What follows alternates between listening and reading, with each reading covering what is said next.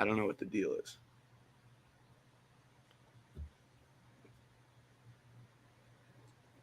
Oh, we're good. We're good. We're good. What's up, everybody? Are people going to start funneling in? Everyone says they're waiting. Very good. There we go. Okay. Good morning, everyone. Sorry for that. Do y'all hear an echo? What? Is there an echo, or did I get rid of it? I don't hear one. Yeah, All right, sounds good to me. All right. Horrible start.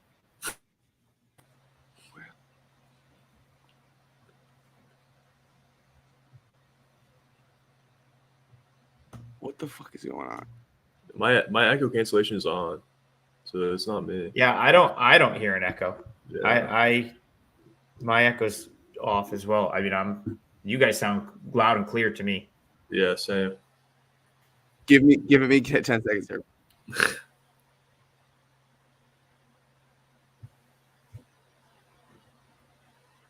All right, there's some people. Yeah, they're saying we're good.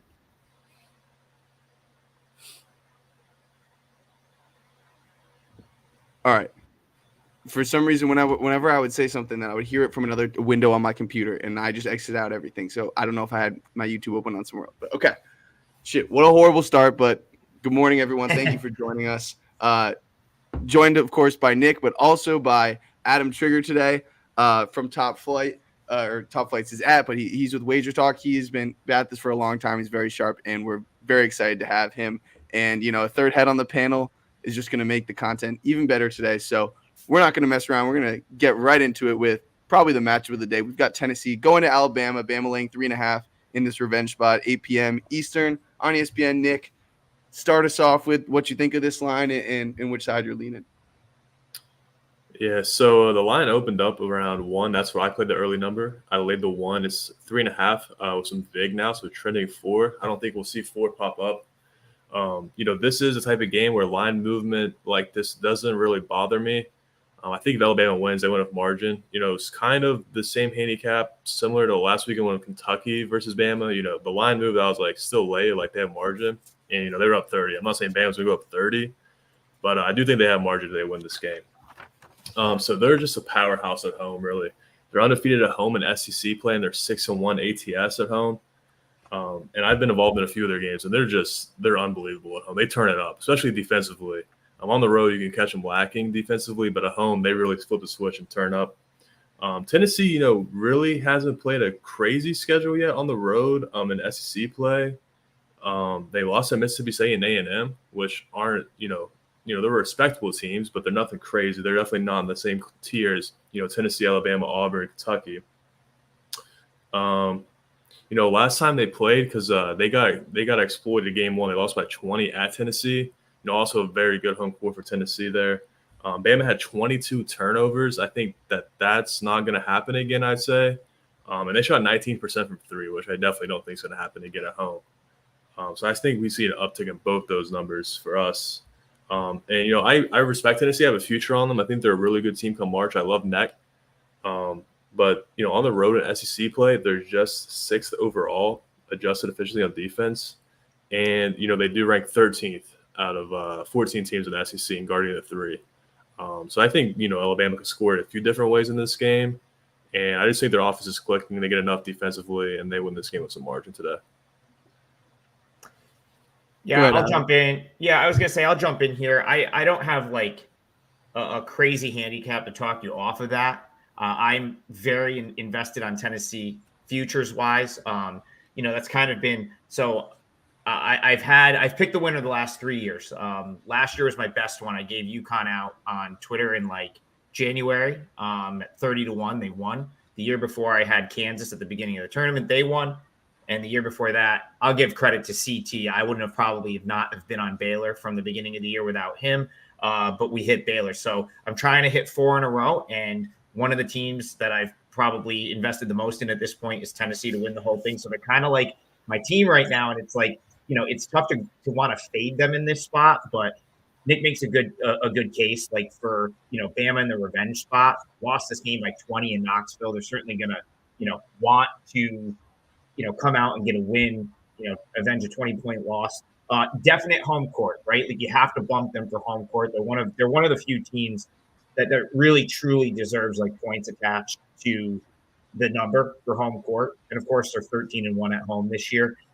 So for me, like I just didn't really want to bet against Tennessee, but I mean, Nick's got a good number here, closer to a pick. This is, even if it doesn't get to 4, it probably doesn't go back. I actually see Westgate at 4 right now, just moved to 4. So I won't have a side here, but like I'm so insanely high on Tennessee overall that I just couldn't bet against them. At this point, though, at 4, I could only think of coming in with Tennessee. Like you can't lay 4 now. I don't think. I think it's moved too much. So it's kind of what I got for this game. I remember, Nick, we talked about this game a week or two ago. Like, obviously, this is a spot that, you'd want to back Alabama. And I went into a couple days ago, I thought I was going to end up on Alabama. But the more I looked into it, I decided that I'm just going to stay away because I understand at home that Bama's offense should execute better, right? But, like, man, watching the way Tennessee guarded them, like, those 22 turnovers, it wasn't like Bama was hurting themselves. Like, Tennessee was just guarding them. They were so aggressive, so athletic, like, at the guard and wing positions, like, chasing over everything, like, giving shooters no space and just, like, putting Sears and Estrada in positions where they're having to, like, make tough plays off the baseline. If Alabama is dialed in and taking care of the ball, like there will be spots to like find their open shooters and get good looks. But like, yeah, they shot, what was it, 4 for 21? I think it was in that first matchup from 3. And like, obviously regression and just the fact that Bama's at home tells you that number will be better today. And it probably will, but that doesn't necessarily, I just don't think the looks will be as clean as we've seen in a lot of these Alabama games where their historically efficient offense is just cooking. I'm just a little suspicious of it. I think where Alabama's edge is Alabama's edge lies in their depth in the front court, right? Like that's something that Tennessee I think is their one weakness. It's like if Jonas isn't in foul trouble or something, like it's not like they have like a dude like him to bring off the bench, like or a Huntley Hatfield or like some like super talented 5-man like he is their guy, he's their anchor, and like they're much better with him defensively on the floor. And then in terms of Tennessee's offense, like it's obviously much better this year. And Alabama's defense is outside the top 100 for a reason. So if this game's played with pace and then these totals are always sky high in these Alabama games, Tennessee's going to be right there with them. And I don't know, man. I just still think with Wrightsell not there, I think having that one extra shooter, one extra ball handler, like does make a difference for Bama. I don't know. I think Tennessee's guards can harass these Bama guards. The spot is all Bama. Like I get it. Like if you want to back Bama, like definitely do it. But I have just seen my research into this game is too pro Tennessee. I've gotten too many positives from Tennessee to feel good about taking Alabama. So that's why I'm saying that.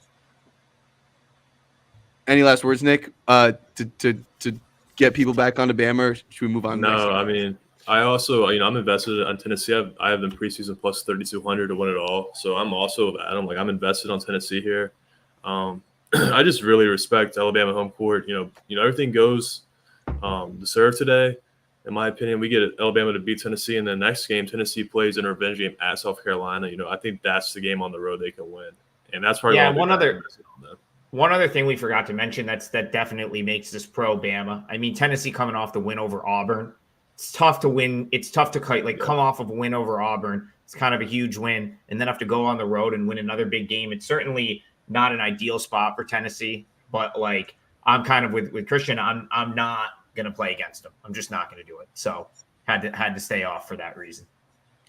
2 quick notes before I move on. One, Evan Maya has Wrightsell as the 15th best player in the SEC. So just for some context for people, like I understand, whether how much you believe in that site, but it's got a lot of good information on it, and like Wrightsell is a dude for sure. And then also when Tennessee went on the road to Kentucky and scored 103, Dalton only had 16 points, and like that shows like the offensive ceiling that this team has kind of unlocked, like when the Zeeklers of the world are playing well.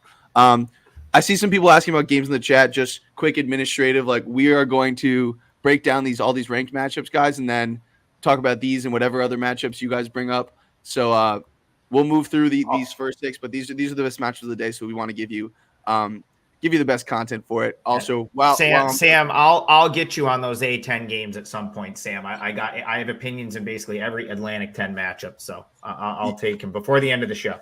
Yeah, you guys with mid-major questions, Adam's going to have great responses for you. So into this Marquette Creighton matchup, we'll start with you, Adam. Line moved to 5.5 with the Kolek news. What are you thinking here? Yeah, I mean, Creighton's an interesting team because I've actually personally I found myself on the right side with them when I've played on them. It's just tough to play on them because they're so making reliant, in my opinion. Like, I was actually surprised to go, kind of looking through KenPom. And you start around this time of the year to look for the teams that are both offensive and defensive efficient. I guess I just lost track of the fact that they're also a top 25 defensive efficiency team too. They come into play 11th in offensive efficiency and 23rd in adjusted defensive efficiency. On the other side, Marquette actually hits those right around those metrics as well, 21st in adjusted offense and 15th in adjusted defense. Obviously, you have the omissions for Marquette. I do think the number is getting a little high, but for me, I like to when Creighton has a bad shooting performance, I almost always want to come back to them the next game. So, of course, Creighton, we last saw them sort of, in the letdown spot of all letdown spots against St. John's. So I would lean toward coming back with them, but I think the line's kind of gotten away a little bit. So no play here for me. Nick, what do you think? Yeah, that's pretty much where I'm at. Creighton is a pretty volatile team. Marquette's beat them, I think, 3 times in a row. I don't think, it's a great matchup, but then that's with Kolek, and he's going to be out, I believe. So, main player out, point guard leads the team in a lot of stuff.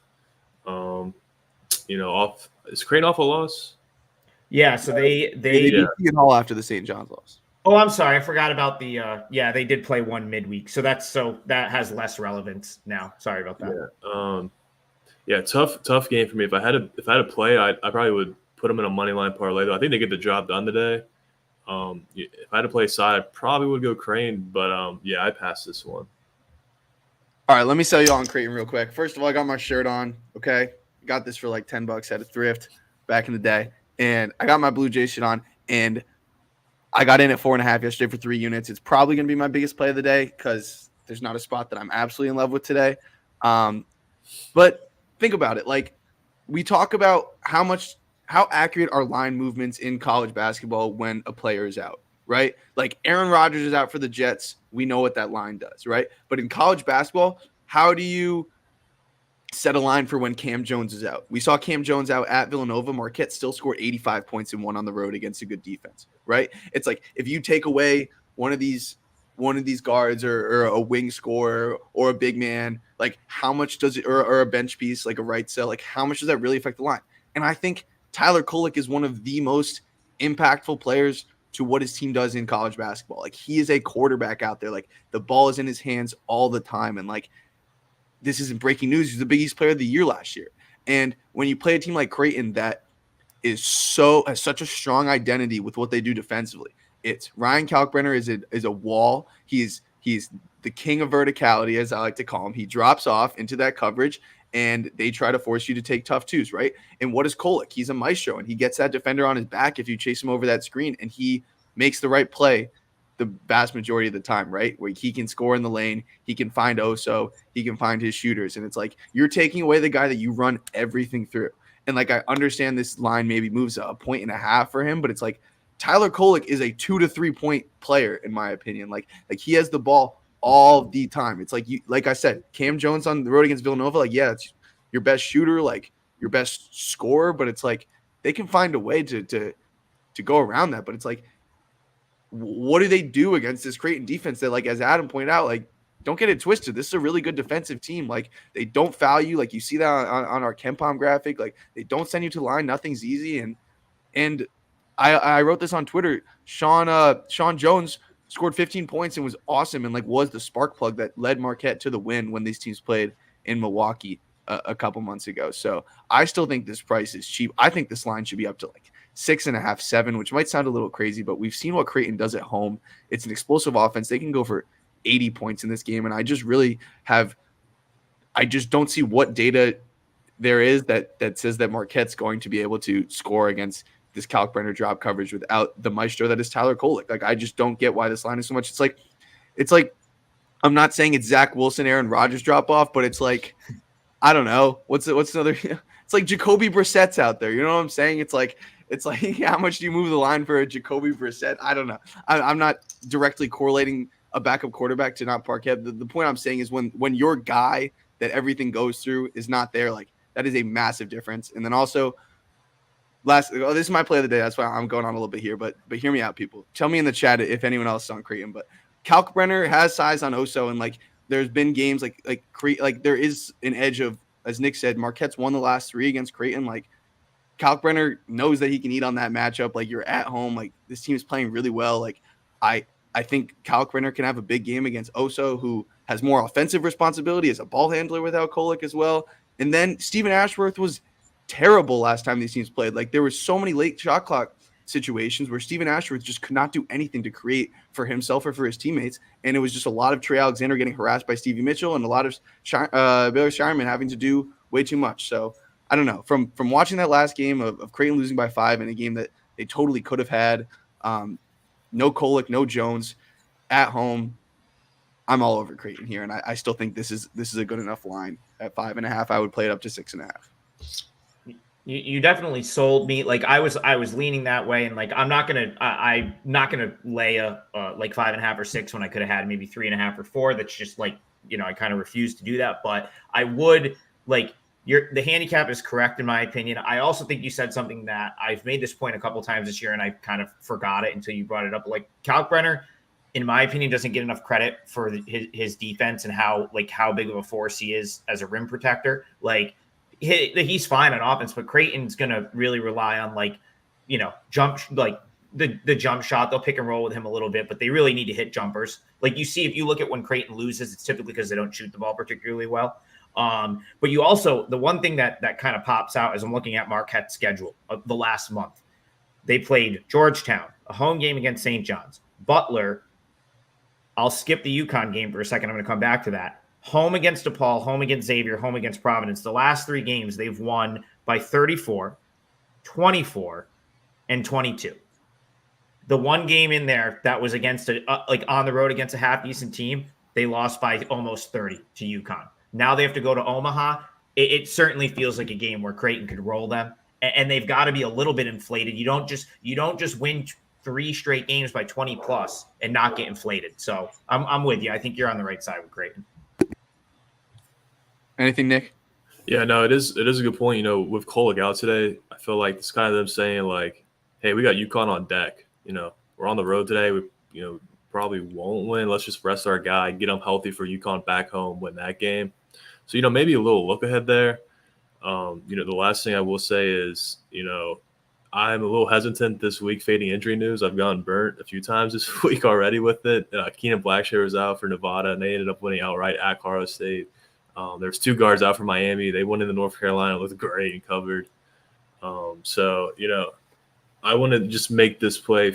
You're not just fading because Kolek's out. But, anyone out there who's just like, oh, Kolek's out, in the future, like any player like that, it's not really the best handicap. Just throwing that out there for people. I agree. Just a quick response is that's the art to this, right? It's like, I remember earlier this year, I love Miami. Obviously, they've been slacking, but earlier this year, Miami didn't have Wooga Poplar against Clemson. And I was like, oh, that's such a big deal. And then Miami scored 90 at home. It's like, no, it's not. it's really not. But there are certain players in the sport that I think are the exceptions to that rule. And like Kolek is in that. It's like, okay, if Boo Boo is not out for if not there for Northwestern, that line should be moved like 3 or 4 points. Same with Devin Carter and Providence, right? It's like that dude is everything to that team. Like, that team is nowhere near a tournament team without those guys. I'm not saying that Marquette isn't a tournament team without Tyler Kolek, but man, there's just levels to it. And I don't think that the market is I think Tyler Kolek is worthy of an overreaction. And there's a lot of guys like a Keenan Blackshear probably isn't,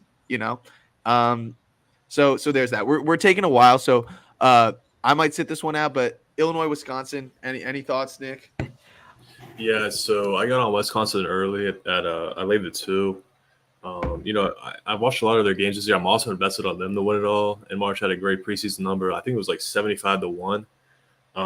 They're a really good home team. They only lost at home this season in the non-con was Tennessee early on, who's really good, and Purdue, who's obviously really good, and that's their only Big Ten home loss.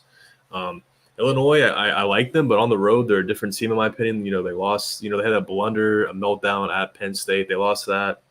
They lost at Michigan State, another game they probably should have won. They choked it up. They lost to Purdue in a game they were getting blown out in, and they lost at Northwestern. So they lost 4 good teams in the Big Ten that they haven't been able to get a win on the road. So I looked into it a little bit. Defensively, they're 11th on the road in Big Ten play, and they're dead last in forcing turnovers. So I definitely think Wisconsin's going to be able to run what they want to run today. I think they're due some positive regression as well. And, it's a really good buy low spot, in my opinion, on them. They had a pretty poor February, but, it's March now. It's time to start winning. I think guard gets this team trending right. At home, they're number 1 in 2-point% and number 2 in offensive rebounding percent. So, I really think Wisconsin can score efficiently here today. I trust their defense. 3.5, I don't, necessarily love it as much. I probably would back off a little bit on that number, but I played the opening at 2. You got anything, Adam? I haven't. Yeah, this is the game I have absolutely nothing on. I just haven't gotten involved in a ton of Big Ten this year.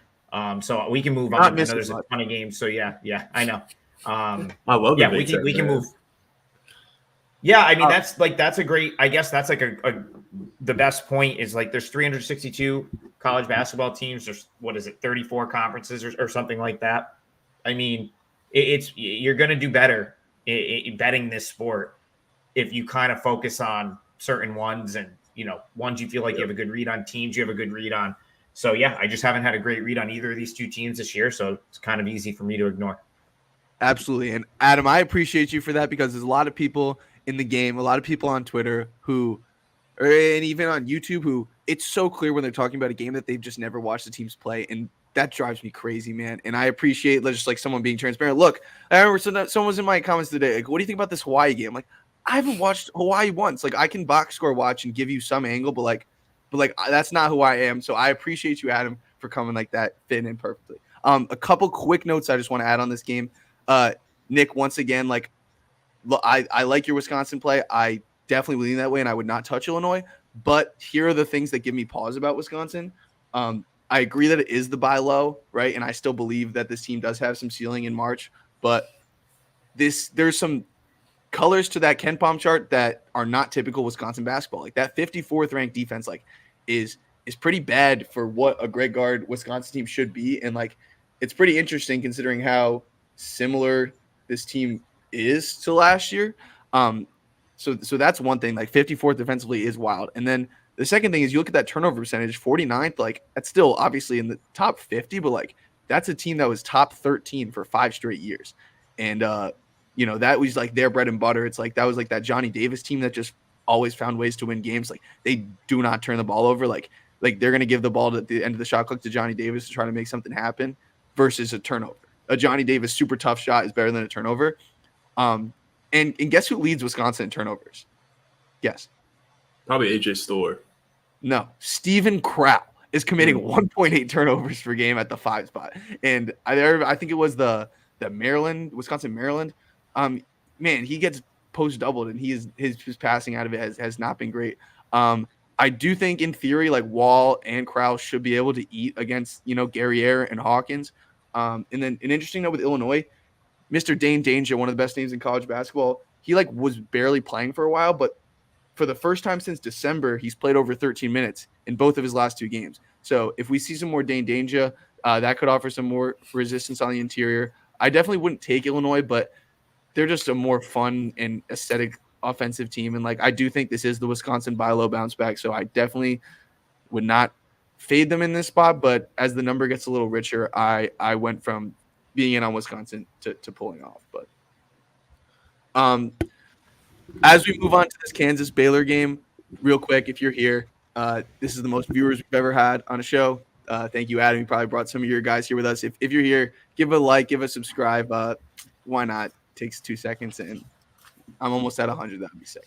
So Kansas Baylor, I'm pretty sure you're on Baylor, Nick. Tell us why. Tell us what number you got at and what you think of what it's at now. Yeah, this is another one. I played the opener at 4. Seeing 5.5 now. Honestly, now I would wait because I did read McCullough's a game time decision. If he goes, the line's. I'll be shocked if he plays. Yeah, Sure. He's a true. I don't think he's a game time decision, but I don't see any instance where he goes today. I'd be honestly really surprised if he goes. But I handicap this with him anyways if he did play. I just think it's a great Baylor spot. Kansas on the road all season, we've seen them really struggle. Their only road wins, and we had them when they played Oklahoma. We had them then, and the other road win in Big 12 play is Oklahoma State. So, not, two really respectable teams.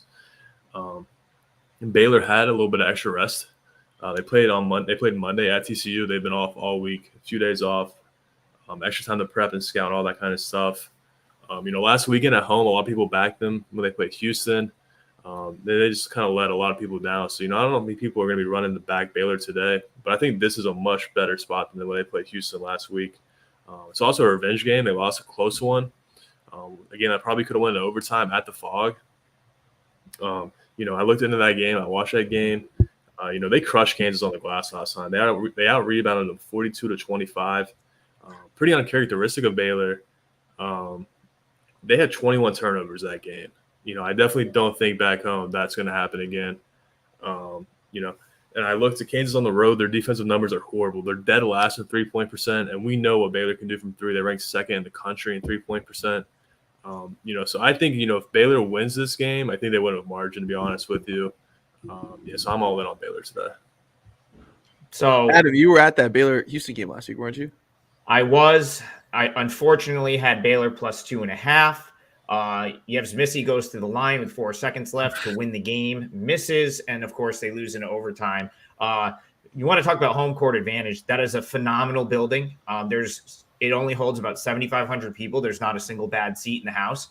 It's so steep. It feels like even CT and I were in the 200 section, and it felt like we were on top of the court. So from a viewing standpoint and a crowd standpoint and it being tough on opposing team standpoint, of course, it's going to be Kansas's first time there. I think you got to really remember that, right? All these Big 12 teams are coming into that building for the first time. It does not feel like Farrell Center did. I've been to Farrell Center a bunch.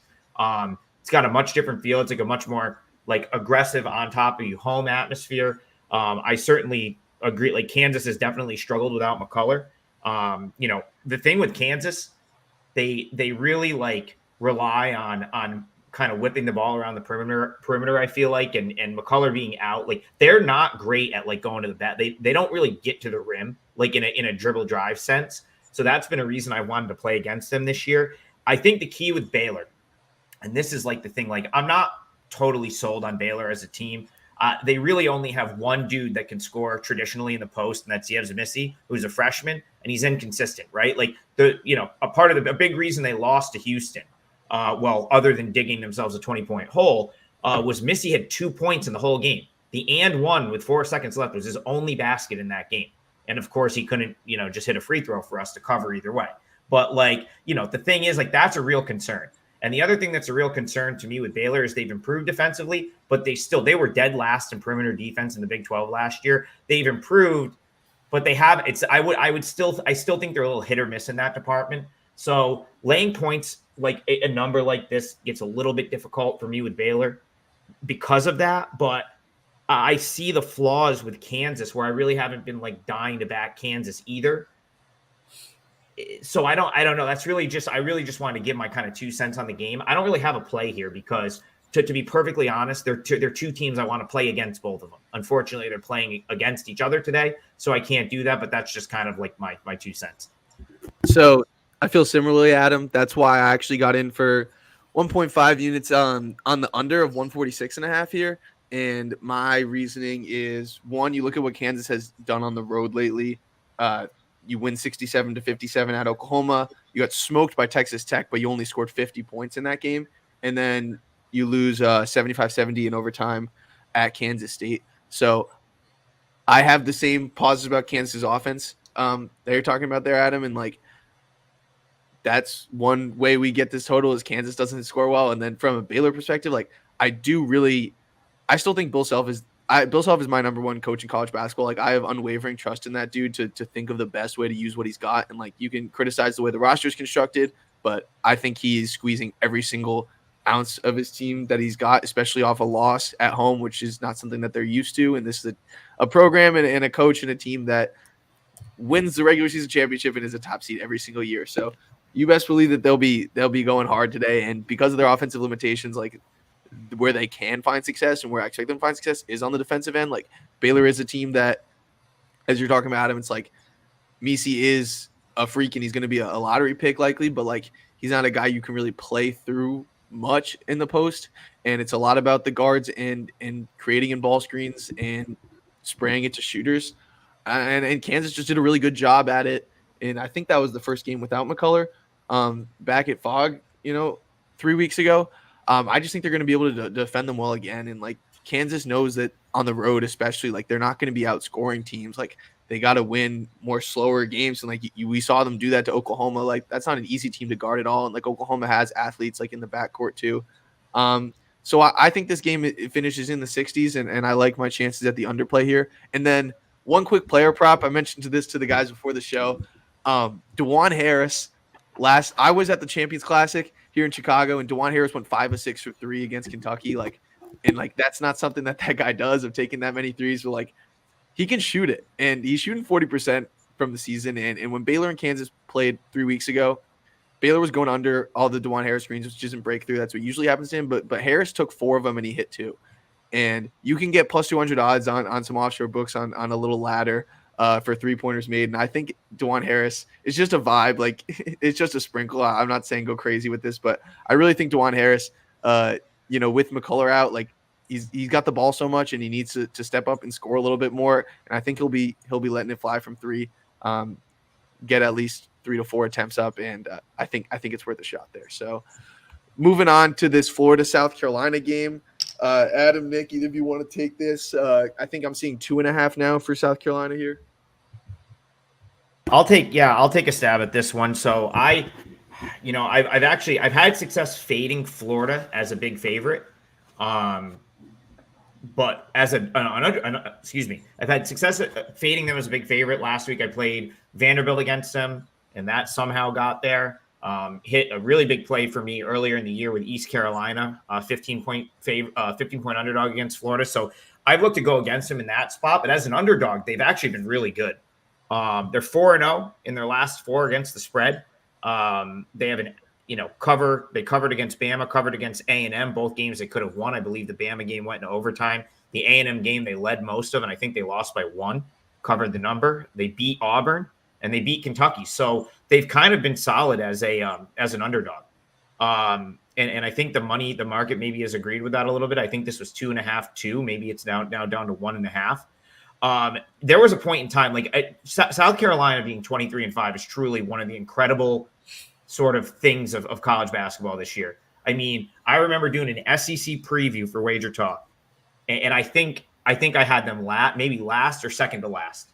I think I actually put Georgia last. So I probably had Georgia last and South Carolina second to last. And so to see them at 23-5 is insane, in my opinion. But like, this does not feel like a good matchup for them because Florida, the offensive efficiency is not as important for them. So South Carolina, you look at them like it's defense it's really been the reason they've been able to win as many games as they've won. Of course, they've gotten to 23-5 despite being outside of the top 200 field goal percentage. Like they're not a super efficient offense. Florida averages 85 points per game, right? So and the reason their efficiency numbers are not that important against a team like South Carolina is they're definitely going to out-rebound them. Florida enters play, number 1 nationally in total rebounds. So, that I guess would be the concern for South Carolina here is how are you going to score enough points to beat Florida when they're probably not going to give you many second chance points? That's my sort of handicap for this game. So I didn't bet this one. I do respect a little bit the home spot here for South Carolina, but I wouldn't want to lay. I don't think this is a South Carolina team that deserves to be favored over Florida. I don't care if the game is in Columbia or not. So for that reason, it'd have to be Florida or pass for me here. I liked it obviously better when it was 2.5. What you think, Nick? Yeah, I'd love to see Florida go on the road and flex their muscles. I think they have a much higher ceiling than South Carolina. I think they have more talent, better coach, in my opinion. What this game kind of comes down to, in my opinion, is who can control the pace. As you see on the KenPom screen, South Carolina extremely slow, 354. Florida pretty fast, 30th in the country in pace tempo. So, if Florida can dictate their style of play here, I think they can win this game for sure outright. If South Carolina can, get this to a half-court grinder, maybe they can squeak it out. But, yeah, if I had to bet this game, I'd go Florida. I don't have a real opinion on it, though. Yeah, real quick, I similarly just am really high on Florida. I think there have been a lot of great spots. I think I've hit 5 or 6 straight Florida bets. They've been fantastic to me. This is just a spot where I don't think it's really worth it to take them. But, South Carolina, I will say South Carolina is pretty solid on the defensive glass. They're not fantastic, but they're good enough. They don't have a ton of size, but that's kind of the key a lot of the time with Florida. Like, they're elite at that with Micah and with Tyrese there on the interior. And then as Nick's talking about with the pace, like we saw South Carolina handle Kentucky well, and that was when Kentucky was kind of really playing really good ball at that time. Like, South Carolina zips the ball around. Like, you see they're 14th in assists per field goal made, and they like to hit what's his face, that Murray Boyles, like on the interior and stuff. I just don't see, they're very balanced, and I think Paris has done an amazing job with them. Like, they are one of the best stories in college basketball this season, as Adam said, but I don't know. You might just see like the record and being a short home favorite and think South Carolina's a side here, but I agree Florida's on another level. So for me, it would be the Gators or nothing, but I'm not going to play Florida, which is rare for me. I usually do most Saturdays, honestly. Last one before we open it up to you guys in the chat and talk about any of these games or any of the ones you want to hear. As I said earlier, Adam is a mid-major wizard, and if you guys have any specific A10 games or really anything at Ivy League, Adam's got you covered. So let's talk about Gonzaga St. Mary's here. Two teams that started really slow this year and two coaches that have been legendary in this sport, pulling off two of their probably best coaching jobs in recent memory. So St. Mary's laying 2.5 here. They won the one in Gonzaga. Either of you guys want to take a stab at this? Yeah, I can start us off if you want. Yeah, go ahead. Yeah, so I watched the whole first meeting. I'm pretty biased when it comes to Gonzaga because they've been so good to me over the years. I also have the future on St. Mary's, so I'm pretty invested on them as well. The biggest thing, though, in game one for me was Jefferson was killing Gonzaga. He went for 16, 11, and 4. Was pretty efficient as well. Yeah, he's out. He's out for the season now, so it hurts their depth a lot. They got to start Mason Forbes now, who obviously is not the same player at all. It's pretty concerning for me, that Jefferson. Gonzaga controlled that whole game, really. I'd say like 30, 35 minutes of the game, they had the lead or they were in control. Kind of just slipped from them at the end there. I do expect St. Mary's for sure. They win this game, they run the WCC, table. They finished 16-0 or 17-0 actually in conference. I did see St. Mary's already clinched the 1 seed. So, how much does this game really matter to them? I guess. I'd like to see Gonzaga go in and win. I definitely think they can. I think they're live. They're plus 120, 125 on the money line. I think that's a good play. What I'm really hoping for here is that St. Mary's wins today, so then Gonzaga is in a must-win spot because of the bubble to win the WCC tournament. I do think it's tier 1 Gonzaga and St. Mary's, and then there's a big drop-off to like San Fran, Santa Clara, all those teams. So they lose tonight. I will be heavily invested on Gonzaga to win the WCC tournament and get into the tournament at large. So, I hope St. Mary's wins tonight, but my gut says that Gonzaga goes in and seals the game on the road tonight. Yeah, I agree with you. If you've watched my content all year, you'll know I'm very high on St. Mary's just in general. I took them before the season, 70-1 to win the NCAA tournament. It looked like an awful decision in November and December, but here they are, winners of the WCC, I believe. That's another thing I played in had like plus 180 there, plus 175. So that's a win. They're going to win the conference. But the way St. Mary's plays like helps Gonzaga. And I guess I'll try to expound upon that. So like the reason Gonzaga is not the Gonzaga we're used to this year is just a lack of depth, right? Like this was a team that was supposed to have Steel Venters. This was a team that was supposed to have, I think they ended up having like another sort of rotational piece decide he was just not going to play basketball this year. Was the kid from Australia. I think he went back to Australia. So, if you look at what Gonzaga has done, I mean, they're playing games with 6 dudes, right? 7 guys, and only maybe like 6 of them that are truly impact players. But St. Mary's is the type of team, like if you're going to have a short bench, you're fine playing against St. Mary's because they play super slow, one of the slowest paces in the country. And they don't, they're not going to get you in foul trouble typically. The way they play, like they're not going to just rack up like trips to the foul line. So Gonzaga, like it's not to say that St. Mary's won't win this game or can't beat them because they're very good, but I don't think St. Mary's really truly exploits what Gonzaga's main weaknesses are this year, which is the depth. It's just not the way that they're built to play. So for that reason, I do think you're getting a little bit of value with the Gonzaga.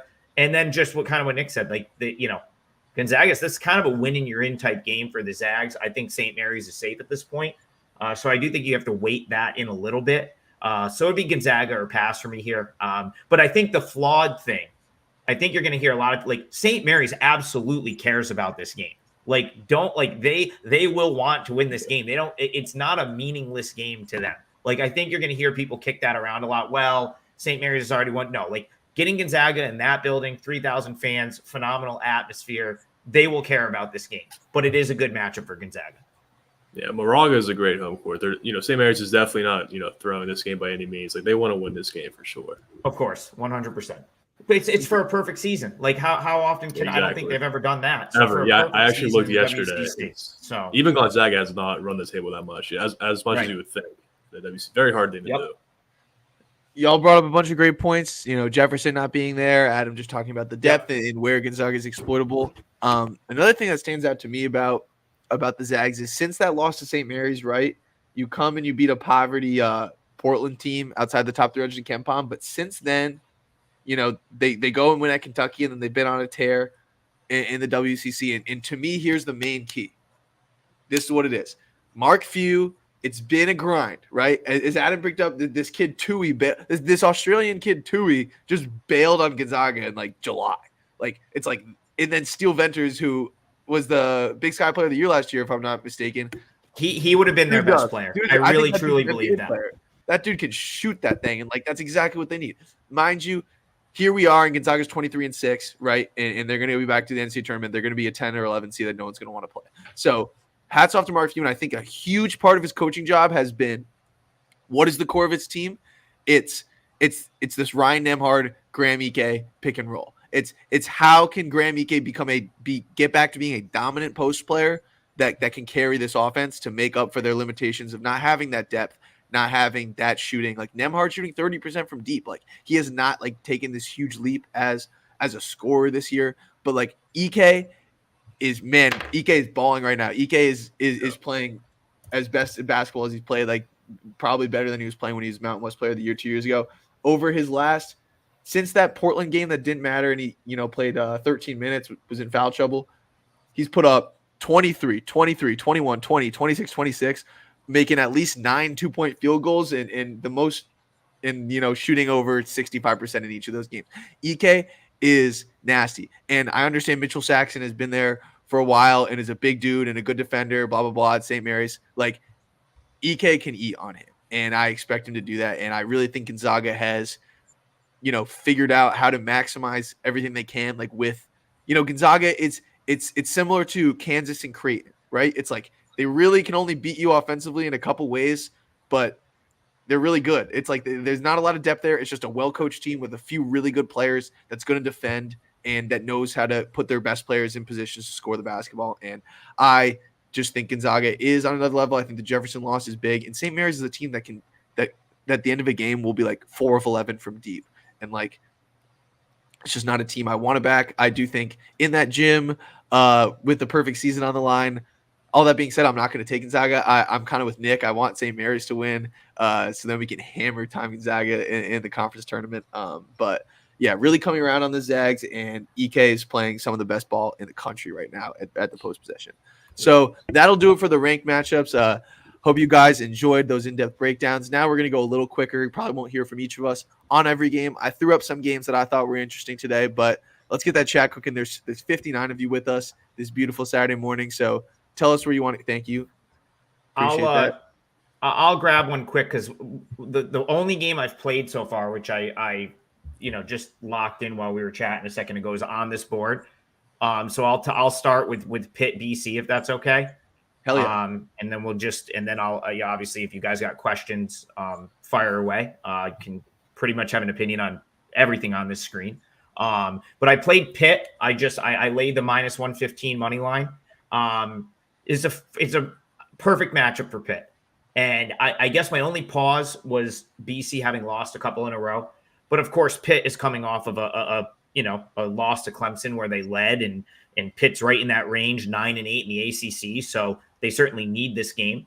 But the matchup's so good for them, in my opinion, because I got to see this team play in person in their own building earlier this year. It's a team that I've one of the teams I followed closely. I do follow the ACC pretty close, living outside of Syracuse. And what Pitt is going to do, they basically want to just create everything off the dribble, and they want to create through like Hinton, Carrington, Leggett, are even Zach Austin are all similar players where they're going to put the ball on the floor. Yeah, low and right, but like their guards are going to put the ball on the floor and try to make a play, right? Like that's kind of like their offense is, and that's why you look at their offense and it's like, well, they really don't take great shots. Like they're 283rd nationally in field goal percentage right now because they do take a lot of tough shots. But I think they're going to get easier looks here because they're going to be able to get to the rim on BC. BC doesn't defend dribble drive particularly well, and they should be able to get to the rim. On the other side, I have a feeling that Cable's going to double Quentin Post. And BC is a team that I've kind of had on my fade list. I'm beside myself that I didn't play Virginia earlier this week because my buddy AK is a huge Virginia fan. He lives down there, and Nick met AK when we were at the NC State game, and he implored me to play Virginia in that spot, and I didn't do it.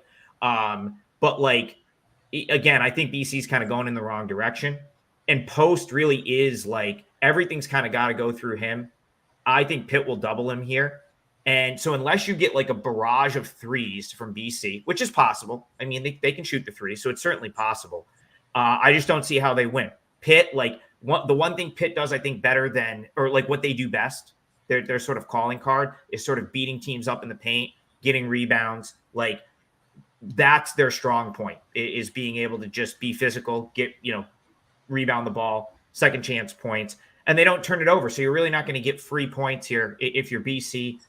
And then it's home court. We talked about a couple home atmospheres. They do matter. Chestnut Hill is not a great atmosphere for hoop, at least not recently. I mean, what are they had about 4,500 at the Virginia game the other night. They probably have another 4,000 here. I think it holds 8,800. It's about half full. They think they're 10-5 at home this year. They're not exactly a team that I'm super scared about playing in the home spot. Pitt 6-4 on the road. Again, coming off the loss. I just think there's a lot of matchup angles that point to Pitt here. And again, I'm willing to, if BC comes out and just eviscerates me from three and shoots 60% from three, I'll tip my cap. I don't think that they're going to do that, or at least it's less likely they do that. So I locked in Pitt. I took the money line -115. It's still -1 everywhere. I think Pitt's a really good bet today. And don't forget, Pitt's got 6 road wins this year, including at Duke and at Virginia. They've traveled really well. They have, yeah. Yeah, Pitt. Yeah, Pitt I think it's because I think it's because they don't really rely on the three at all, right? They're not gonna need a bunch of jumpers to win. Hinton went 7 for 7 at Cameron. I think that was a little bit of reliance on the three. Well, but think about the game at Cameron. Okay, they won, but that game they didn't need to win that. They were a 13.5 point dog in that game. So yeah, they had a little bit of plus variance to win outright, but there was never a scenario where they weren't covering 13.5. Right? If he goes 1 for 7 from three, they still probably cover. Maybe they lose by 9. So I think they're a strong play here. Yeah, much higher ceiling in my opinion for Pitt. Like talent wise, it's not even close in my opinion. Like we said, they've won 6 games on the road. They're capable of it. Boston College is nothing to be scared of, like home court advantage wise. Like Adam said, I'm with it. I think Henson and Carrington. I think they can run any offense they want. Like let's be real, guys. Boston College defense is horrible. Virginia had to drop 40 points 3 games in a row. I'm not trashing Virginia. Tony Bennett's system, whatever. I respect it, but they dropped 72 on the road at Boston College. Their defense is just not good. Pitt can get whatever they want, in my opinion, here today. One quick final note. Quinton Post last year, Pitt beat Boston College at home 77-58. Quinton Post was 1 for 7 from 2, fouled out in 27 minutes. And Pitt does have the same bigs. It's still Federico. Yeah, they're gonna double him. Without a doubt, they're gonna double Post and say, okay, shoot the 3, go for it. Let's see how you do. Yeah, 100%. All right, let's keep it cooking here. I'm gonna be fair and go in order. Undercover Capper, that's your guy, Nick. What do you think about Mississippi State Auburn? I think Auburn. I do think Auburn rolls today. It's 9.5. They played. Right? Yeah, it is kind of a steep number. They played at Miss State, and they stunk that game. I mean, they were horrible offensively. Now today, off a loss in Tennessee, back home, need a win, and like we said, like we really respected Alabama's home court. Auburn probably has the best home court in the country. It's just an incredible atmosphere. I think they get right today for sure. And they lost. So they lost their last home game. They haven't been back since that Kentucky game too. But then you also have Mississippi State coming off a really emotional loss as well. So, what up, Twins fan, my guy? Quickly on Wake, Virginia Tech. I've been anti-Virginia Tech all year. Wake, I was all over Wake, rinsing them when they played at the Joel. Sean Padula has so much on his plate as like the only dude who can create anything off the dribble on this team. Here's what my concern is Efton Reed is always in foul trouble, and I think Lynn Kidd could explode if Matthew Marsh has to play big minutes. Hildreth can shadow Couture and make life hard for him. The question with Wake for me is always, how are you going to defend ball screens? We saw Padula go absolutely nutty against Clemson. He had like 33. They won that game by 15, and it's because Gerard and Chase Hunter would just get lost, and he would pull up for 3 or get downhill and make a play for somebody else. I had 32 against Miami too, but then Padula also has these 6-7 turnover games, right, where you get the ball out of his hands and you make MJ Collins have to create, or you make Robbie Barron shoot. Robbie Barron's terrible, respectfully, and I think there's ways, but then we also see Virginia Tech really execute at home, right? Like they kicked Virginia's ass at home, and like Mike Young's a really good offensive-minded coach. So if you're not making Padula uncomfortable and you're not getting the ball out of his hands and you're into the drop coverage, like don't sleep on that dude. Padula can go off, and Couture is a guy that you always have to stay tight on, and Tyler Nickel can heat up too. So Wake, there's every reason that Wake should go in here and beat the team they're better than. But guess what? That's what I say every time, and they never do it. And I'm tired. Like, it's like every one of these road games, they've won one road game that was close. They've won one game this year that was close away from home, basically. Like, I'm not counting that Towson game on neutral. Like, at Boston College, and Andrew Carr hit a big shot, and they won that game by 4. But it's like all of these Wake games that have been close on the road, they have not finished. So I think there's a chance that Wake goes. Like, Steve Forbes has owned Mike Young also. They've won 3 straight against Virginia Tech. So I don't know. In this environment, though, I'm scared that Virginia Tech is going to run their stuff in a revenge game and just look sharp at home if Wake does, if Efton gets in foul trouble, or if Wake is not making adjustments to their ball screen coverage if Padula's looking good. So a little nervous, but Wake should finally get it done and like punch a ticket to the tournament. God damn, what do you think? So yeah, I love Wake Forest. I hope they win the day. If they win the day, surely they get into the tournament. They got 2 home games left, Georgia Tech and Clemson. So hopefully they get the job done today. But history, what they've been doing the whole season, it makes me scared. And Cassell is a pretty legit home court advantage. So it's a must-watch game for me today. But yeah, no action on it. Go Demon Deacons. Hunter, rewind. We did that game. Then you got anything for this one, Adam? I was just gonna say, the only concern with this is Virginia Tech really poor at defending the rim. I I was at the NC State VTech game that Nick was at, and I got to see Virginia Tech play Duke in Castle. So it is a good environment.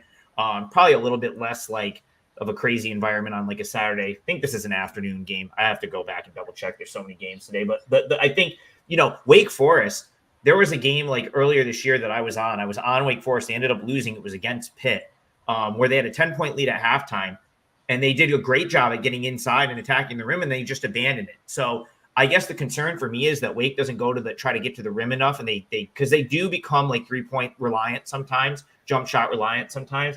They really don't need to be today. If they go to the rim against VTech, they'll probably win the game. If they get panic and they get like flustered on the road and they start hoisting threes up, that's where I could see VTech getting them. But I still see too many weaknesses. I'm kind of with you. I don't really like this VTech team. I've been more willing to play against them than to bet on them because there's just things I want to bet against. But I don't know if I trust Wake in this spot enough to back them. Yeah, Wake people, I'll probably write some more on that game and get it on Twitter for y'all. What's up, Brian? Quickly, I just want to say the one game that I have played that's not yet is I took Houston minus 5.5 against Oklahoma. I think it's a very digestible number. I think it's up a little bit, but Houston's a wagon, man. Like I think the way Oklahoma scores, like a key piece of what Oklahoma does is having these athletic guards that can get downhill and having Godwin, who is Goodwin or Godwin, number 10, Sam. That big white boy, he's a fantastic offensive rebounder. He has a super high motor, and he has an edge in that sense, like in most games, but not against Houston. Like I don't see him really killing Houston. And we've just seen Houston over and over again execute. They want to go win this league in the Big 12. Like they can win this game, and it's a number I'm willing to lay. Like I think it's digestible. This is the size. Houston hasn't been laying any huge spreads on the road, really. I think 5.5 is perfectly fine for me. Not huge on Oklahoma. So just want to say that. But he did ask you, Nick, what you think about that one, and then I'll talk about Cusack. Yeah, like matchup wise, I mean, you kind of can't really make a case for Oklahoma at all. Houston profile is pretty similar to Iowa State. I was actually on Oklahoma laying the 3 earlier in conference play. When they played Iowa State and they won by 6. I'm just not big on Oklahoma at all. I don't know. Kelvin Sampson back in Oklahoma, so that's kind of a big deal, actually. His first time playing there, since, whenever he was there back in the early 2000s. Probably a pretty emotional game for him. Probably will get a good crowd today. Honestly, I think that helps Houston get up for this game more than anything. That helps Oklahoma. I kind of trust Porter Moser in this spot. I kind of think they cover, but at the same time, if you told me Houston wins this game by like 15, I wouldn't be surprised at all. What up, Jack? War Eagle. There you go. I think you guys win by 20. But Josh Hubbard's a baller, and I like Mississippi State. Think they could sneak up on people later. Cuse Louisville is a funky game. Louisville, it was like 94-92 when these teams played in the Dome a couple weeks ago. 4.5 against Kenny Payne is always something I'm interested in, and that's a game that I might add to my card. But I wrote this, like, why did Louisville beat? This was my logic of why Notre Dame was going to go in and beat Louisville. Like, Notre Dame is a structured team that is well coached and disciplined, and like Louisville can be kind of drunk, and like if it's an up and down game or in transition, like they have some good basketball players on that team. They're just horribly coached. And like Huntley Hatfield, like, is a good player. Syracuse is kind of weak on the interior, with just kind of Malik Brown there, and because of how Syracuse's kind of guards play, like with Starling and Mintz like trying to get downhill, like it could be kind of an up and down game, which scares me a little bit. But like I still think Syracuse is definitely worth a look. I also think the first half over of 74.5 is worth a look as well. I'm gonna rewatch some parts of that Louisville Syracuse game and see if I want to play that. But if you want to play Syracuse without even thinking about it because it's Kenny Payne, yeah, you have a green light from me. I have an opinion here. So I live 25 minutes from the JMA Wireless Dome. I follow Syracuse basketball pretty closely. And I was actually on the wrong side of this first game. I played Syracuse minus 8.5 in the first meeting. And I feel as though the reason I lost. So you have to remember the first game between these two teams was the game after Benny Williams was dismissed from the team. And the one thing, now that dude is a cancer. That was addition by subtraction, getting him out of there. He's been an issue since he got to campus, and it's a good thing that he's gone. But one of the things that he did extremely well was rebound. And if you go back to the first meeting when they were, first trying to play without him, They lost the rebounding battle to Louisville in that game 38-20. Now, Louisville, it also shot 54% from the field in that game. They hit 11 threes. That's certainly not really Louisville-esque. What Syracuse did well in that game, shot 60% on their own. They hit everything. They turned Louisville over 17 times. You go back to now Syracuse, that was back in, almost a month ago, right?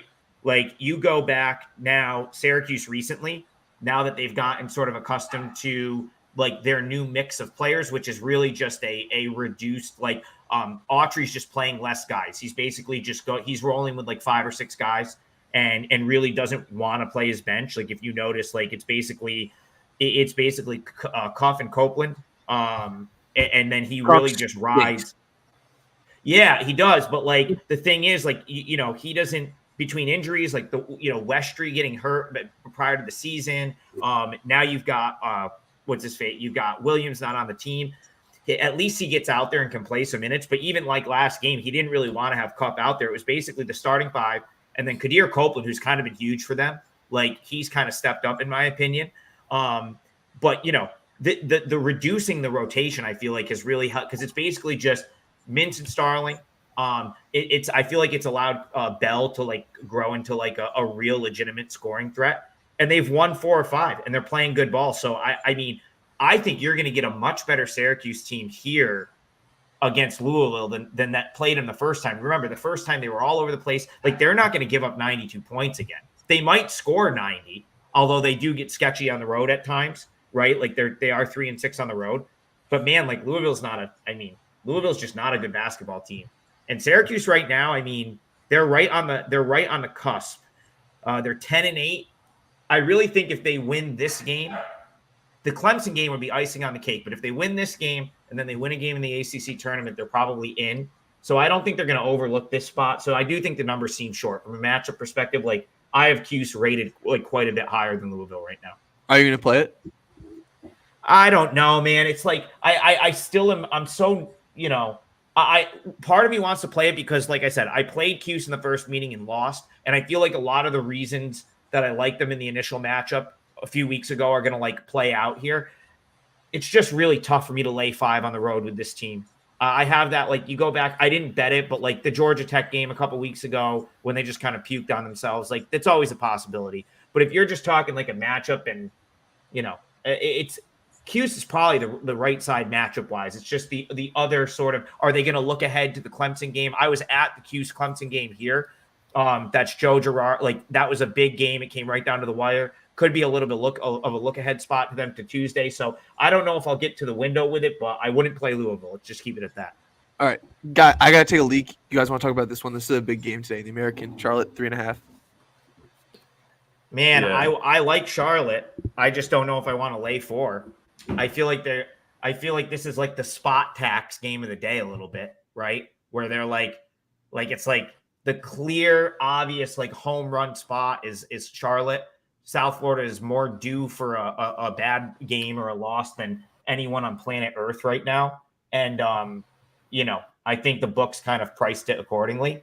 And now it's been bet up a little bit. So I lean Charlotte, but I wouldn't play South Florida. I don't know if I'll lay 4, but I certainly like Charlotte in this spot.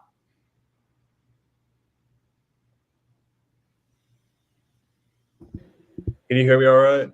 Yeah, I can hear you now. Go ahead. Okay, yeah. I don't have anything really on this game, to be honest with you. It is like the spot pack game of the day, I feel like, with people laying of Charlotte. But I don't know. Well, Nick, that's the thing, though. Why, why would you want to lay, knowing everything seeing South Florida, I understand, like, if you take the spot out of it, do you really want to lay 4 with Charlotte? That's why I'm not going to bet it, because it's like, I would love to, like, bet Charlotte to win here, but I think they've really sort of juiced this and priced in, like, the sort of home run spot for Charlotte. That's for sure. And it makes sense, like, the regression. Yeah, go ahead. I just wanted to say, like, out of all the conference tournaments, the AAC is going to be a wild one. 1 through 6, 1 through 7 can really win this tournament. So, like, it's going to be a great game. I don't know how this game I didn't look into this game, so I'm not betting it, but I wonder how this game impacts seeding much at all, because this could be a really big game for that. Yeah, nothing for me, though. I honestly could see South Florida go on the road and win this game outright. It wouldn't surprise me at all. It would be huge for them because they're one of the rare teams that popped up in the AP poll that like people are like they're not even on the bubble. All the Twitter bracketologists, even though they got screwed over. They just sucked for the first few games, and they're obviously a really good team. Like, sorry you lost to Maine, whatever. That probably stings it, but I don't know. They're the really mid-major South Carolina, in my opinion. It's absolutely really hard for metrics to get a read on them. Also, in the same sense, I feel like Charlotte is kind of in that boat. It's a really weird game for me. Yeah, I just think that it's like so. I think it's been bet up because there's been a lot of sharp money fading South Florida lately, and it hasn't worked. Like it just hasn't mattered. Like really, if you go back to the Florida Atlantic game, or really the Tulsa game, there's been like respected money in the market fading South Florida in all four of those games. The Florida Atlantic one, I mean, there was a lot of sharp Florida Atlantic money at like 5.5, and 6, and South Florida just came in and really, like, the final score doesn't really do that game justice. I mean, they blew them out, and Florida Atlantic somehow came back to make it close. So I guess, like, I do think you're going to have a letdown at some point with South Florida. Like, if you're looking at, they still play 3 more conference games at Charlotte, Tulane at home, and at Tulsa. I doubt they survive that 3-game stretch without a letdown somewhere. I just don't know if I want to lay 4 to find out if it's today or not. So that's kind of like where it'd be Charlotte or pass for me, but it's not going to make my card. Yo, my guy Twins fan brought up a game that within the past 30 minutes when I was just looking at the slate, I've started to have a very interesting angle on. Nick, I'm interested what you think. I think Iowa goes and beats Northwestern today, and here's why. Northwestern's won 5 of 6. I'm not even sure the status of Nick. Do you know the status of Langborg? I believe he's trending to play today. Yeah. Okay, but here's the thing with Northwestern. They've won 5 of 6, without Ty Berry, or maybe 4 of 5. But what is the Big Ten? Gross, right? And like you beat Penn State. You lost at Rutgers by 3. You probably could have won that game. You beat an Indiana team. You beat a Michigan team, and you beat a Maryland team. You're beating like gross teams that can't score. And Northwestern's defending really well because they're well coached. But this is still a team that's 70th. Like Chase Audige was their best defender last year. Like last year, they were a really good defensive team, and I know that's what people kind of think. But this is a team that shoots the ball really well and that gets carried by Boo Buie. And Iowa is a team that is 12th offensively in the country in KenPom offense, and that can score the ball on the road. They lose road games. Why? Because they can't guard anyone. But Northwestern's not that hard to guard. Like Buie can go for 26 in this game, and Iowa can win. Like. I really think I was going to be able to score against Northwestern today. Northwestern hasn't lost a Big Ten home game. They lost to Chicago State at home, which is wild, but vibes are telling me that I was going to go win this game like 75-64 at Northwestern today. Like, I don't know if I'm going to play it. I feel like I am going to play it because this is coming out of nowhere, and I have a very strong feeling now, but talk me out of this, Nick. I think Iowa can totally win this game today. Yeah, I'm like 100% sold on Iowa, and that's why the number is short. I made it 4. The market really respects Iowa here, and they made it 2. I've been watching Northwestern, so much this season, and like you had mentioned, you hit on it. They've been playing teams that can't score the ball, and they've been beating them, like Michigan, Maryland, Indiana, Penn State at home. Who cares about those guys? Like, they're not gonna like hurt you offensively. Langberg probably is back today, so their depth is a little bit better, but it's still pretty short. I was going to play their tempo. I was gone on the road. They beat Michigan State. They scored 85. They lost to Illinois. So, like, they're scoring the ball. They need a win for the tournament. I respect Northwestern's home court, but, honestly, I do think Iowa wins this game for sure. I think you're muted, Adam. You're muted. Sorry, my dog was barking. I muted myself. I'm back. I was going to say, so Iowa is one of the Big Ten teams I follow kind of religiously. Fran McCaffrey was the coach at Siena when I was at Siena. So I've been kind of like I've always kept tabs on what I was doing for like over a decade now. And I think one thing that gets lost is like their defense isn't horrific. Like that, like, so there you do have like, I mean, it is like, Their offenses, I think you referenced, what'd you say, 12th? I think they have them in offensive efficiency on KenPom. I mean, the defense is still what I would call average. I think at some point, like Northwestern, you can't take Barry out and just have them cover every single spread. Like at some point, his absence is going to matter because they're a team that relies on the three, and he was shooting like 43% from three. So I think like I had Michigan a couple weeks ago, or like maybe like a week and a half ago. I took the 13 against Northwestern, and like I really felt like I was on the right side in that game and kind of got unlucky not to cover. So I do think like Northwestern does profile as a fade. The other thing with Iowa is like their home road splits are so stark, like they're such a stark contrast historically that I almost think they get like, because it's gone on for so long, that Iowa on the road instantly just gets like people, it's just like assume that they're going to lose, right? It's like assume they're going to lose a road game because for so long it's like they've been automatic at Carver Hawkeye and they go on the road and struggle. But in this spot, like it's like Northwestern's safe. It's not like it's a much bigger game in my opinion for Iowa. Like Northwestern's going to the NCAA tournament. I mean, yeah, I'm with you. I think Iowa certainly you can make a pretty strong case for playing them today.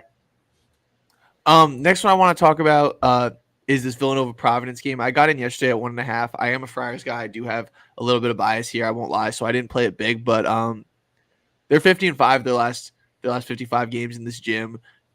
This is a matchup where Oduro should be able to get going. They lost 68-50, and their offense was just an absolute train wreck when they played at Villanova. Pretty sure that was when Villanova was like had lost like 5 or 6 in a row, and like they were obviously going to win that game. Like Providence still is offensively limited, especially on the road in spots, but this is a game where if Devin Carter and Josh Oduro go dummy, that Providence wins, and that's exactly what I think is going to happen. I still have no faith in Nova on the road.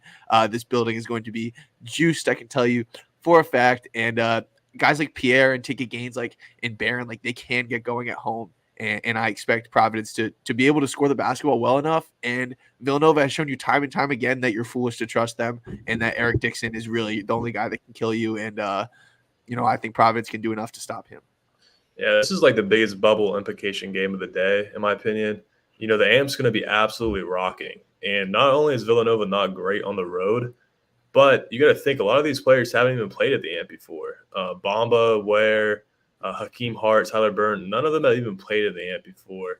I trust Kim English at home with that crowd way more than I trust Neptune on the road. It's all Friars for me today, honestly. I think they find a way to win. There's no sleepy noon spot at the AMP. Those dudes have been drinking since like 7 a.m. Like that place will be at an 11 out of 10 right off the bat. Like there's no noon game, doesn't matter. And then in some of the other parts of the country, you get the sleepy noon spot. Not in the Northeast.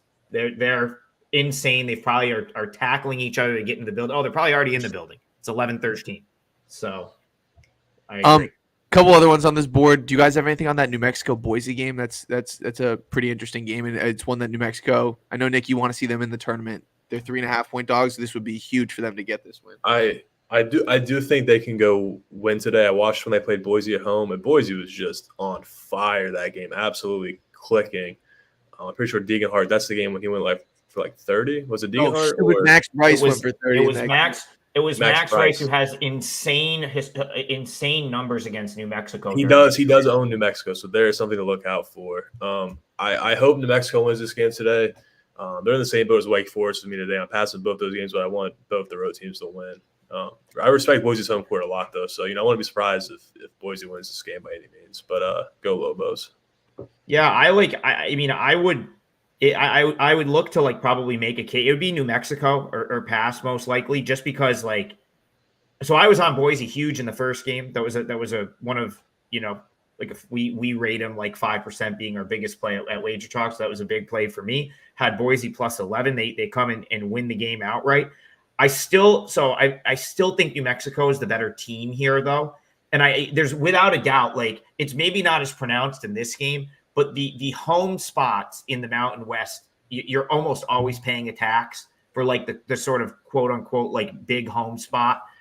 We've seen it all season long in this conference. So I'm curious to see if it gets bet up from where it is. So it looks like it's probably going the other way. It looks like Sharps, it's going the other way. That's a big tell-all. Yeah, opinion. I agree. So I agree with the New Mexico money. I guess the only thing is I haven't been dying to play a lot of these teams on the road just because the home. I mean, these Mountain West home teams, with the exception of so for example, last night my only bet for Friday was Fresno State. I took the 15 points. Like those are the types of dogs in this conference I'm okay with. 15-point underdog, bigger type dog. Do I want to, play New Mexico like Boise State 12-2 at home, only getting 3? That's a different scenario, right? Because then I really feel like I have to win the game. So I've been much more likely to back like a double-digit Mountain West dog on the road than like one of these spots where you kind of need to win. So lean New Mexico for me, no play. I think Nick, you both made this point just about what these Mountain West lines have been at in all of these exact same spots between these 6 similarly ranked teams. Maybe put San Diego State a little bit above, but every time opens at 4.5, gets up to 5.5, 6. And this one is at 3.5, or is it at 3 flat? You said? I believe it's 3 now. It's 3. Okay, that is like Nick said. It's extremely telling. It's that New Mexico is a much better team, and you lost the first one, and you really need this for the tournament, and you're a better team, and that's why the money's there, and that's why it's not on the home team. And you look at what Boise State's won 4 straight. Congrats, you played 4 of the poverty Mountain West teams. Last 2 games, you played against good teams. You lost by double digits. Colorado State, not Utah State. Mind you, they were on the road, but you lost to Utah State at home. You lost to UNLV at home. They haven't been a wagon at home. And against New Mexico, friggin' Max Rice has been not a good shooter at all this year. Goes dummy, hit 7 threes. Donovan Dent had 31 in this game at 11 for 16 twos. He's a hard guy for them to guard. All of these New Mexico guards are hard for them to guard.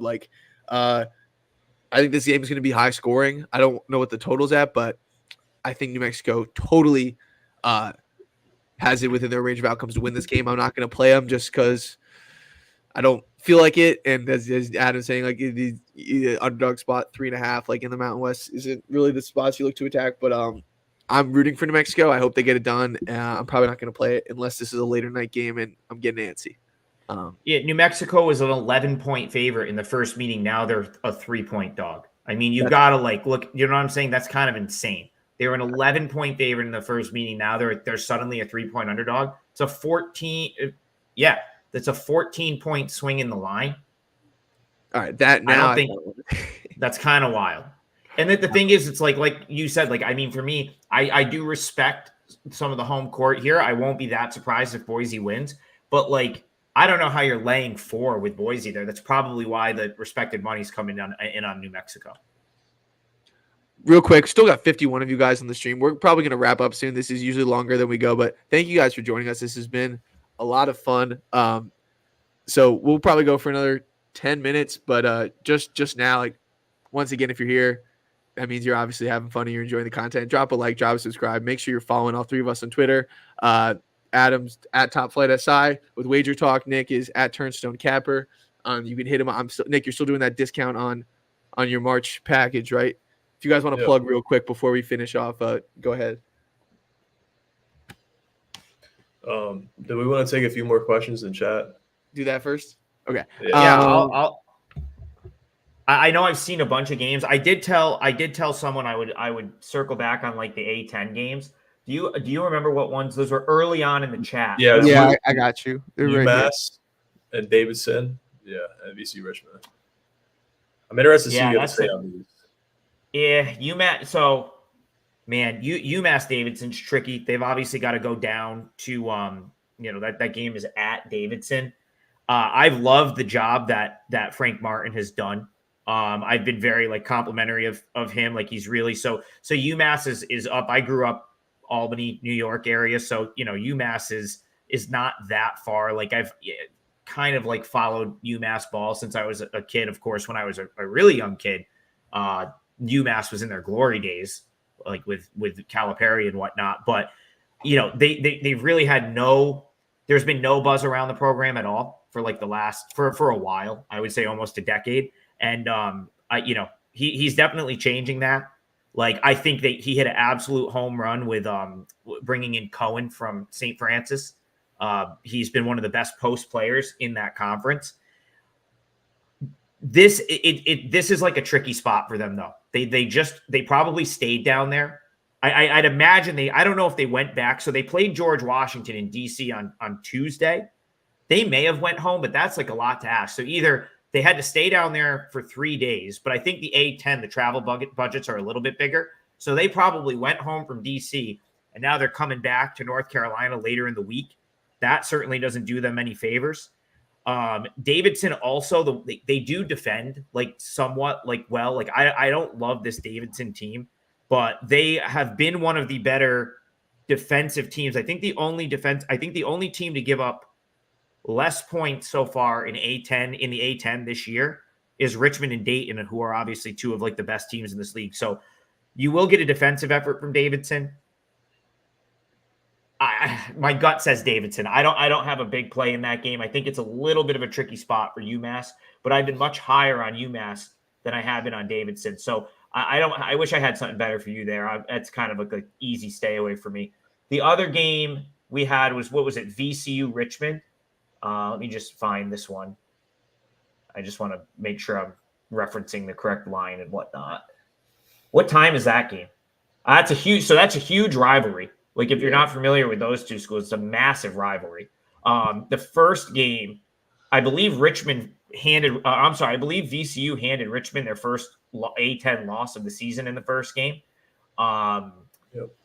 Richmond could not shoot. So that was when VCU was on a ridiculous run of 3-point defense, where they were basically every team they were playing was going like 4 for 20 from 3. If I remember correctly, Richmond was like 3 for 14 from 3 in that game. So this time around, it's a 6 p.m. game. It's at Richmond. I think Richmond's probably in a good bounce back, like revenge spot. Getting they're the home team. It's been bet up a little bit. It opened 2. It's now 3.5. That makes sense to me. I agree with the move toward Richmond right there. Richmond's not a team I had rated as high as they are. Like they're going to probably win the A10, and I didn't see that coming at all. I just didn't see that coming at all. Jordan King, I was coaching soccer at the school that Jordan King played. Like I was coaching kids his age when he was at CBA Albany in high school. So we kind of watched this kid through high school. He started his career at Siena. He then transferred to East Tennessee State. Now he's like one of the best players in the A10. It's still absolutely mind-blowing to me that he's turned into this kind of player. I thought he'd be like a nice guard for Siena, and now he's like one of the best guards in the A10. But I look at Richmond, 36.9% from 3. And if I remember correctly, they could not get a 3 off in that first game. And they ended up losing the game 63-52.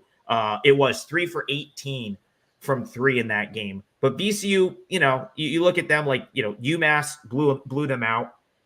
St. Joe's shot it a little bit better against them. So maybe some shooting regression from the arc. And I got to imagine Richmond like figure something out from that first meeting, because that was a really ugly effort from them. So I lean Richmond there. Unfortunately, you have to lay the 3.5 at this point. But I would say if you could find a 3 or maybe like a 3 minus 120, you're probably okay with Richmond there. Yeah, shout out Chris Mooney, man. I'm saying with you, like I was so surprised seeing Richmond this good. I mean, I even faded them in the non-conference, Wichita State and Boston College, and they both hit.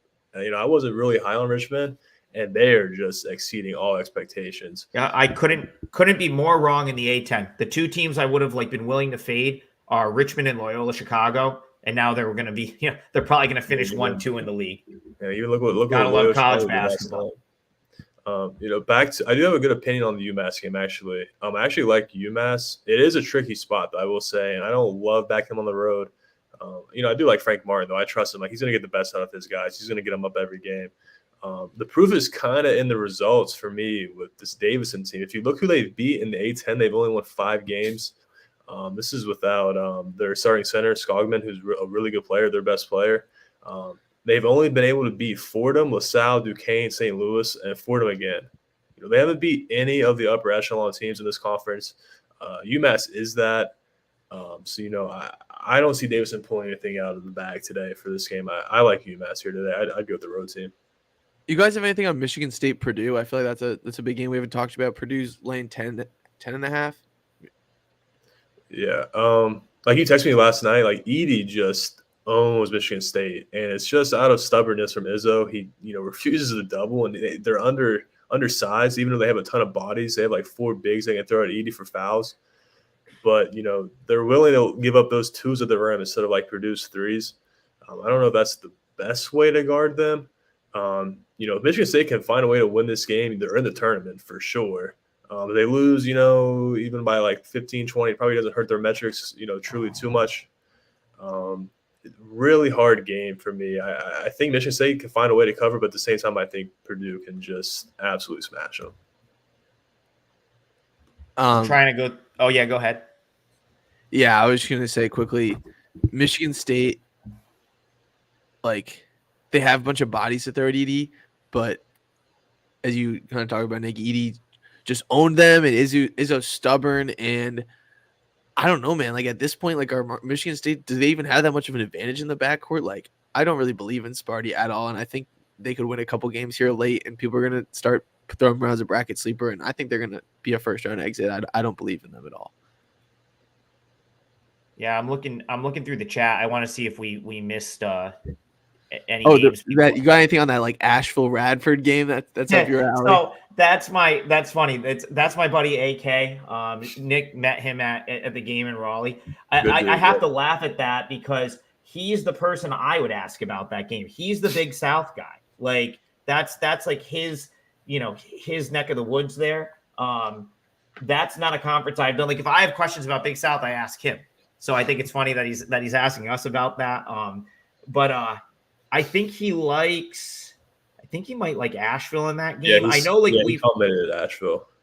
I know we've kind of talked about like Asheville in general, and it's like they definitely, lost a couple of like higher profile non-conference spots. Because you got to remember, like this is a team, NCAA tournament team from last year. Drew Pember is still one of the better individual players on a mid-major.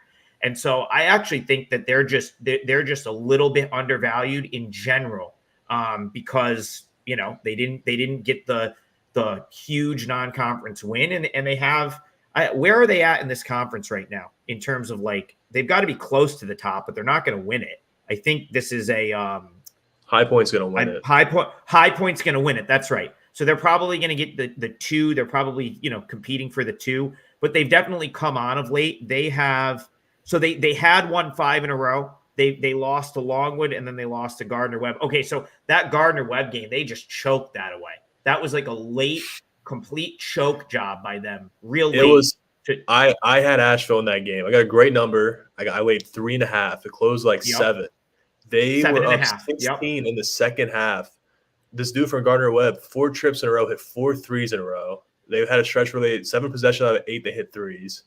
And they ended up winning the game on senior night. And the top 6 rotation guys were all seniors for Asheville. So you want to talk about a meltdown.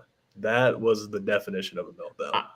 I mean, I kind of like – I didn't really think much of Radford. Like they were a team that I was interested in non-conference play because they had – they beat Marshall early in the season. They hung around with James Madison. I remember there was a game where I thought they might compete a little bit with Clemson, and they lost by like 500 points. Like they got absolutely killed. Lost an early game to High Point that I know me and AK thought they might have like had they hosted High Point very early. They were a slight favorite against them early in conference play, and they lost. And then I kind of just bailed on Radford at that point. So I'll agree with AK. He knows that league better than me. I'll agree with him there. It would be Asheville or pass. Radford used to have like a pretty respectable home court, but this season it's been even like you mentioned. I wanted the back versus High Point at home. I passed it, thankfully. It just hasn't been that good this season. It's been kind of overrated in my opinion. I'd lean with AK. I'd go with Asheville tonight. I got one I'll throw out here because I'm a little bit annoyed at but it's worth commenting on because it's a noon national TV game. And it's one that's sort of in my wheelhouse up here. I follow the Patriot League pretty closely. I live about 25 minutes away from Colgate. So I get out there. It's a team that I kind of know, better than some other teams. And this game means absolutely nothing to them today. Absolutely nothing. They will probably rest guys. Lehigh is sort of billing this as like a massive game. I'm still on their mailing list. It's going to be like a quote unquote whiteout. It got flexed to national TV. So this is a game that CBS is going to put on. CBS College Sports is going to put on in the noon spot. It'll be the biggest crowd Lehigh's probably had all year at a game. I know they're playing the boys and girls back to back, and it's like they're really, trying to get people out to the game. Colgate's, of course, won this league like every year for the past however long. Like they kind of own this league. So I know that this is a bigger game for Lehigh. And of course, you have to also remember Patriot League plays their conference tournament in campus venues. So Lehigh right now is they're in the 4 or 5, which is as big as it gets, because the 4 or 5 is the difference between hosting a quarterfinal game or having to go play a true road game. And they're looking at a potential true road game all the way out in Boston, right? So like they really do have like incentive to win this game, because a win here could hurdle American or Lafayette or BU. So like get them into one of those home spots. So it is a massive game for Lehigh. It means nothing to Colgate, but I do think the books got this right with the opening number. I was hoping to see like a 5.5 or 6 here. They opened at 3.5, and so it's actually getting bet down to 3. I still respect Colgate enough where I'm not just going to take 3.5 and take a bad number, but like Lehigh, it would be like if you were to give me like a 6.5 here, Lehigh probably would have been my biggest play of the day. I can't take a bad number. Higgins batters, but he's one of their best players, right? For Lehigh. Yeah, he's back. He's back now, and Lehigh has been awesome since he got back. They've been phenomenal. Without him, they only lost by a possession at Colgate. So that's a really good spot. I'm probably going to bet Lehigh. Even at not a great number, I like that. Yeah, well, so I guess the reason I brought it up is just like the way basketball works. Like if you will have in-game opportunities here, because this is a CBS Sports Network national TV noon game. Like they are going to probably put this on the in-game board most places. Let's say Colgate gets out to a little bit of an early lead, or even if they're up at half. If you can manage to like manufacture like a 5.5 or 6 in this game, you should be on that all day, because if Lehigh loses, they're probably going to lose close. And it's really like, man, like 3 is tough, because it's like, you kind of have to win. If you don't, it could fall too, but like Colgate goes to the line and ices it. And when I've seen that happen so many times in this league this year, where like Colgate played like a game that they really didn't deserve to win, and then they went to the line and won a game by 7 or 6 that they probably could have lost. They did it to Lafayette the other day. So, I really love the spot for Lehigh. I just didn't get the number that I wanted. Yeah. Anything else you want to rapid fire? Just on this board, BYU TCU as a total stay away from me. I have no idea what's going to happen. I can see TCU pulling that off. I can see BYU blowing the doors off. I think West Virginia can beat Texas Tech at home. West Virginia is sneaky playing better lately, and I don't know Washington's status, but Jesse Edwards is a dude, and that's an advantage for West Virginia, and they shoot the ball really well. Iowa State only laying 3.5 at UCF is interesting. I'm not backing UCF there, but people have Iowa State as a legit Final Four contender, and they're only laying 3.5 at UCF. If you believe in them, that might be a spot. Duke, Virginia. You know what? Real quick on the ACC, people want to all this talk, all Jeff K. Blah, blah. It's like Duke, Virginia said we've talked about 30 other games. And this is the 2 top 3 teams in the ACC. That should say something about the ACC. And I'm an ACC guy, but like when Virginia's your 3rd best team and they have lost 6 or 7 games this year by 16 plus points and they can't score 50 points, like, hello, that means something. That was my rapid fire. Any final thoughts from you guys before we get out of here? You go ahead, Adam. I'm probably going to play Southern Utah. It's on its way up, and so I was at the Tarleton State game last week as well. Like it's a very good basketball team, but they've covered 9 straight games. Like, and now they're on the road. They're on the 2nd game of a road back-to-back out in Utah. They just blasted Utah Tech the other night. Like, I mean, like I said, they're a great team. Like they've been very impressive, but now they're laying 4 on the road. Are they covering their 10th straight game? Like I don't think so. If they can, like, I'll tip my cap. It's a tough spot for them. I don't think they're as good as they are. I don't think they're that much. Like, there's not a huge gap, in my opinion, between a lot of these WAC teams. And if you're going to give me 4 at home, I know Southern Utah is rated near the bottom of that league, but like, again, they're still not that big of a difference between like anyone other than Grand Canyon and the lower half of that league. Maybe with the exception, you have Grand Canyon on one end. I think it's like Rio Valley, or whoever's in last is like pretty far in last. But the rest of the teams are relatively close. I just don't think they're going to cover a 10th straight game. So I'm probably going to play Southern Utah here in a minute. Nick, Kentucky? Question before we leave: Can Tarleton make the NCAA tournament or no? They cannot. Nope. They Okay, are they're still in their transitional period. So so they do want. I mean, winning the league is important Still, to them. they've been around for like 3 years. This It's is their 5-year fourth year. period, They are 4 period. years. So I believe this is the last year they can't make it. I think this It's a is the shame, last man. year they're not allowed. It's Which is it's the stupidest rule ever. But Then we never would have got Fairleigh Dickinson though last year because Mary Mac won. it's true. Mary Mac paved the way. People are going to be real upset. UC San Diego can't go to the tournament this year either. Yeah. They enter play. They enter play in second place in the Big West. So it's too bad. Yep, I got nothing. I'm good. So best of luck to us on our wagers. Yeah, good luck, everyone. Thank you all for joining. This was our most poppin' stream. Adam, you were an awesome guest. Brought a wealth of knowledge and a great angle for a lot of these games. So good luck to everyone today. You see everyone's ats on the screen. Make sure you're following. Yeah, good luck to everyone. We'll see you next Saturday and enjoy the day of hoops. Take care, guys. Thanks for having me.